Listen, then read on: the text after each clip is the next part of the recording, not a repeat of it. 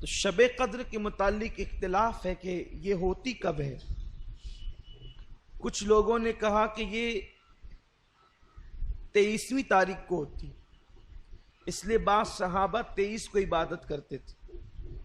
کچھ نے کہا کہ وہ 25 کو ہوتی ہے، کچھ نے کہا کہ وہ 27 کو ہوتی ہے، کچھ نے کہا کہ 29 کو ہوتی ہے، کچھ نے کہا کہ یہ آخری عشرے کی کسی بھی رات میں ہوتی ہے، یا 21 کو ہوگی یا 22 کو ہوگی یا 23 کو ہوگی یا 24 کو یا 25 کو، 26 کو، 27 کو، 29 کو، کبھی بھی ہو۔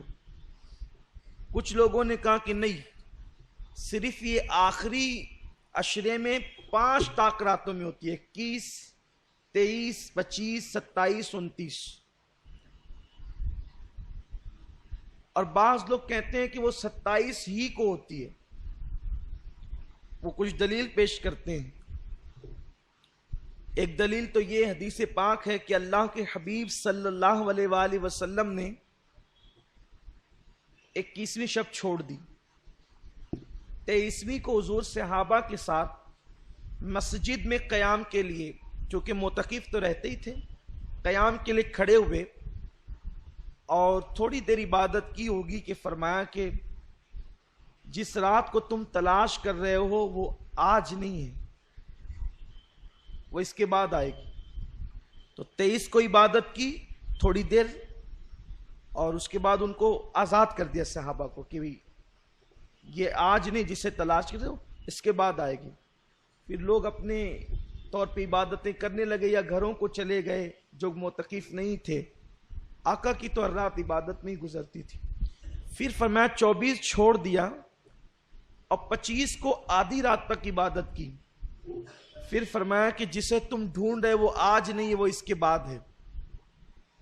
پھر 26ویں شب چھوڑ دی اور 27ویں شب میں حضور نے عبادت کی اور پوری رات عبادت کی، اور رات کے آخری حصے میں اتنی دعا گڑ گڑا کر کے کی کہ صحابی کہتے ہیں کہ ہم کو یوں لگا کہ آج سحری حضور نہیں فرمائیں گے، اللہ کے حبیب صلی اللہ علیہ وسلم آج سحری چھوڑ دیں گے، کیونکہ سحری کا وقت تو اب گزر جائے گا۔ حتیٰ کہ سحری کا ٹائم بہت کم رہ گیا تو حضور علیہ السلام نے دعا مکمل کی اور پھر سحری فرمائی، اور پھر مسکرا کر کہتے ہیں جسے تم ڈھونڈ رہے تھے وہ آج ہی تھی۔ تو 27ویں تاریخ کو تو، لیکن کچھ لوگ یہ کہتے ہیں کہ وہ گھومتی رہتی ہے، لیکن ہمارے امام اعظم ابو حنیفہ کا قول یہ ہے کہ وہ 27ویں کو رہتی ہے۔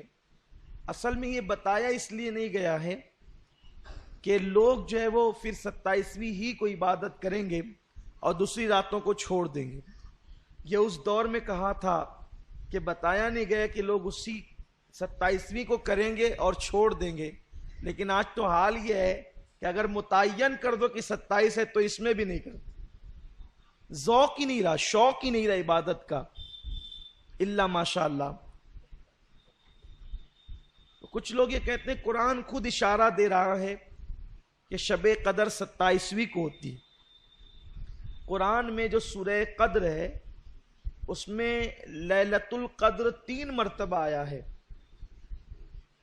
اور اس کے کلمے ہیں 9، تو اگر 3 کو 9 سے ضرب دیں تو 27 بنتے ہیں، اس لیے یہ 27ویں شب کو ہی شب قدر ہوتی ہے۔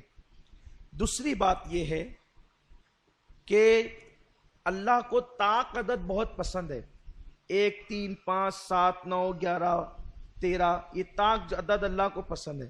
فرمایا گیا کہ وہ وتر ہے اور وتر کو پسند کرتا ہے، لیکن ان طاق سارے اعداد میں اللہ کو 7 زیادہ پسند ہے، اسی لیے کعبے کے طواف میں بھی 7 چکر ہے، صفا مروہ کی سعی بھی 7 ہے۔ آپ اسی طرح دیکھتے چلے جائیں،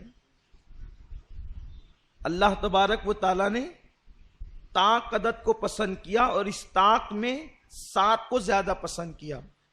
تو شب قدر جو 27ویں کا قول کرتے ہیں تو وہ کہتے ہیں کہ جس عشرے میں شب قدر ہونی ہے تو یہ 7ویں رات ہے، اس 7ویں رات ہونے کی وجہ سے اس لیے شب قدر 27ویں کو ہوتی ہے۔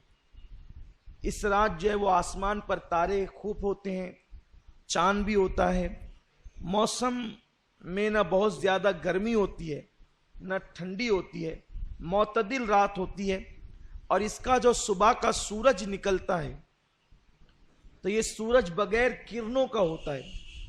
ایک مرتبہ حضرت عبداللہ ابن مسعود سے ملنے کے لیے کچھ لوگ گئے تو دیکھا کہ وہ اپنی چھت پہ کھڑے سورج دیکھ رہے تھے۔ جب لوگ آئے تو یہ نیچے اترتے ہوئے کہتے ہیں صدق اللہ و صدق رسول اللہ، اللہ نے سچ کہا اور اس کے رسول نے سچ کہا۔